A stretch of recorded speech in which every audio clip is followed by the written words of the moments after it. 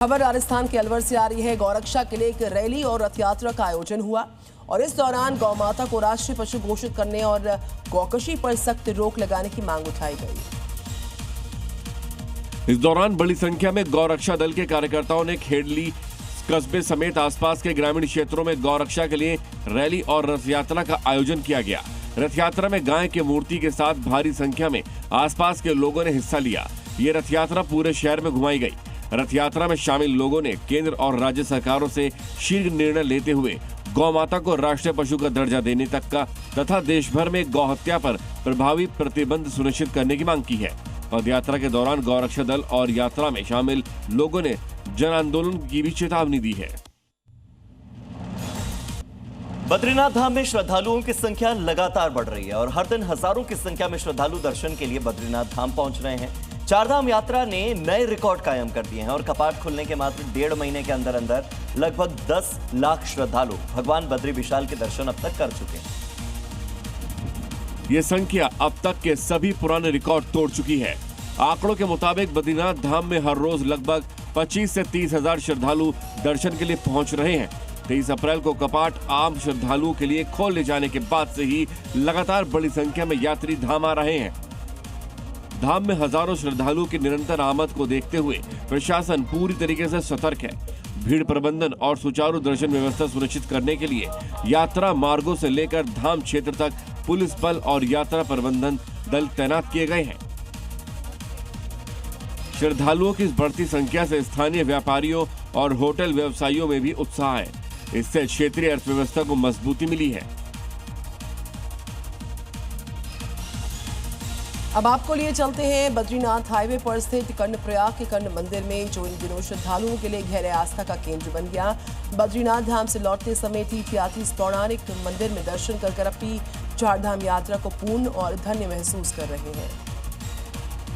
महाभारत काल के मुताबिक ये वही पवित्र स्थान है जहां दानवीर कर्ण ने वर्षों तक कठोर तपस्या करके सूर्यदेव से कवच और कुंडल प्राप्त किए थे। यह कर्णप्रयाग अलकनंदा और पिंडर नदियों का पावन संगम स्थल है, जो गढ़वाल हिमालय के 5 प्रयागों में से एक अत्यंत महत्वपूर्ण तीर्थ है। चार धाम यात्रा पर आने वाले श्रद्धालु बद्रीनाथ की विशाल यात्रा के बाद इस शांत और आध्यात्मिक वातावरण वाले छोटे से मंदिर में रुककर देवभूमि की प्राचीन संस्कृति और आस्था से जुड़ रहे हैं। अगर आप भी आने वाले दिनों में चारधाम यात्रा या कर्णप्रयाग की यात्रा की योजना बना रहे हैं तो इन स्थानों के बारे में जानकारी प्राप्त कर सकते हैं। बड़ी खबर आंध्र प्रदेश के विशाखापत्तनम से खबर आ रही है कि स्टील के प्लांट का जो हादसा था उसमें 8 मजदूरों की दर्दनाक मौत हो चुकी है। पिघली हुई स्टील गिरने से अचानक से आग लग गई और आग लगने से 8 मजदूरों को अपनी जान गंवानी पड़ी। इस दर्दनाक हादसे में कई मजदूर घायल बताए जा रहे हैं। बड़ी खबर आंध्र प्रदेश के तटीय इलाके विशाखापत्तनम से, जहां पर स्टील प्लांट में गरम खौलता हुआ स्टील गिर गया और आग लग गई। बड़ी खबर है, ओमान के पास तेल टैंकर पर हमला हुआ है। टैंकर पर सवार सभी 24 भारतीय सुरक्षित बचा लिए गए हैं। खबर आ रही है ओमान से, जहां पर ओमान एयरफोर्स ने भारतीयों को रेस्क्यू किया, बचा लिया। अमेरिकी सेना ने हमले की बात भी स्वीकार कर ली है। टैंकर ने नाकेबंदी तोड़ने की कोशिश की, यह दावा अमेरिका का है और इसी बीच अमेरिकी सेना ने टैंकर पर हमले का दावा खुद भी किया। उन्होंने इस बात को माना कि उन्होंने हमला किया। 24 भारतीय इस टैंकर पर थे, जिन्हें ओमान की सेना ने बचा लिया है।